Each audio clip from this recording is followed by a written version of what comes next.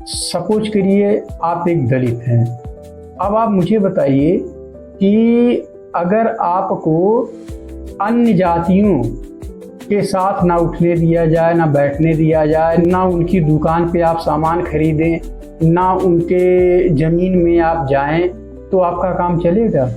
अगर आप एक ब्राह्मण हैं, आप एक क्षत्रिय हैं और आपको ये कह दिया जाए कि आपको ब्राह्मणों के अलावा किसी से कोई मतलब नहीं रखना है, आप किसी की शॉप पे नहीं जाएंगे, आप किसी के ज़मीन में, किसी के खेत में नहीं जाएंगे, आप किसी से कोई हेल्प नहीं लेंगे, आप अपने घर पे मजदूरी के लिए अपने ही काम करेंगे, किसी अन्य दलित या पिछड़ी को नहीं बुलाएंगे या किसी को भी नहीं बुलाएंगे, तो क्या ब्राह्मणों का काम चल जाएगा?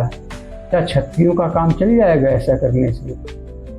दोस्तों, ये जो समाज है ना, ये समाज सामूहिक संबंधों का एक जाल है और इस समाज में अगर आप रह रहे हो तो एक दूसरे के साथ मिलकर ही रहना पड़ेगा। अगर आप ये सोच रहे हो कि किसी के भड़काने से और आप एक दूसरे से ईर्ष्या और जलन और डाह की भावना रखकर ये सोच रहे हो कि आप सुखी हो जाओगे, तो ऐसा नहीं है।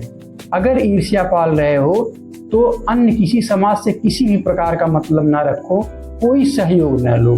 तो मैं मानता हूँ समाज, ये जो समाज है ना, एक ऐसा जाल है जिसमें किसी के बिना किसी का काम नहीं चलने वाला है।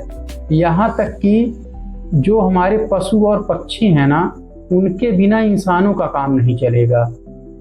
इसके बारे में मैं कभी आपसे चर्चा करूँगा, लेकिन मैं आपको यही बताना चाहता हूँ कि इन चंद फालतू के जो नेता है ना, ये तो सिर्फ पावर में आने के लिए, सत्ता पाने के लिए और अपनी गरीबी दूर करने के लिए ये सब काम कर रहे हैं, आपको भड़काने का काम कर रहे हैं। इन्हें पावर में आएंगे, सत्ता पर पा जाएंगे तो इनके पास पैसा हो जाएगा, पैसा हो जाएगा तो ऐशो आराम करेंगे, ऐश की ज़िंदगी जिएंगे।